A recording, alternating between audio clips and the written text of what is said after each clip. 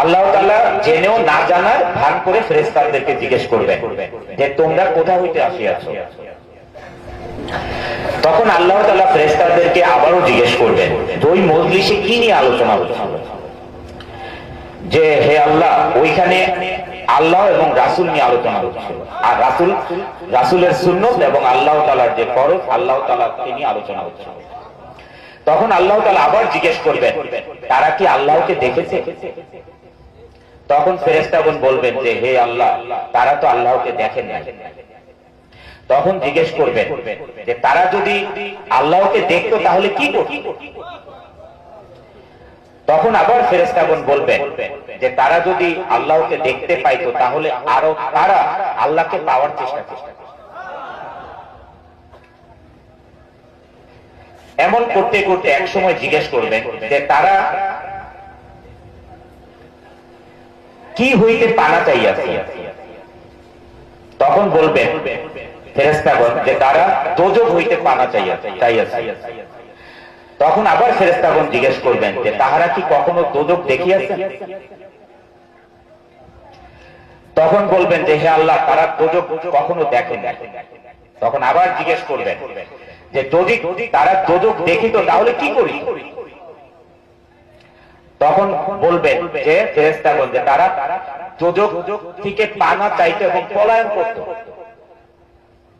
তখন আল্লাহ তাআলা খুশি হয়ে বলবেন এই মজলিসে যারা ছিলেন তাদের বিগত দিনের সমস্ত পাপ আমি মাফ করে দিব।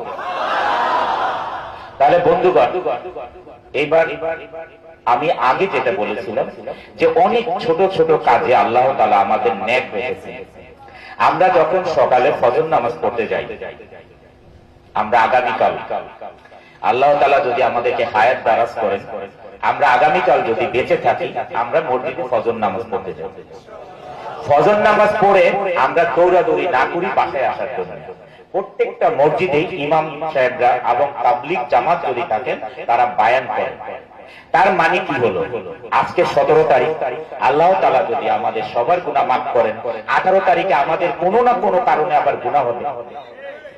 যদি 19 তারিখ সকালবেলা আমরা মসজিদে এরকম একটা বায়ানে অংশগ্রহণ করি তাহলে আবার আল্লাহ তাআলা আমাদের গুনাহ মাফ করবেন।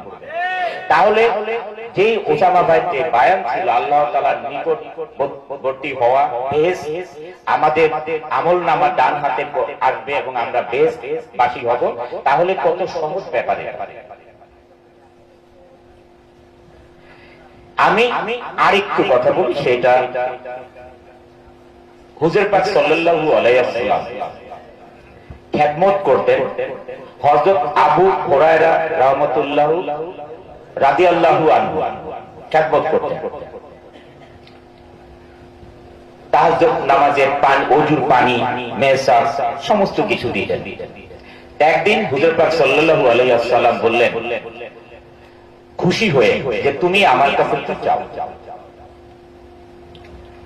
তখন তিনি চুপ করে কিছুক্ষণ থেকে বললেন যে আমি আপনার সাথে বেহেশতে যেতে চাই।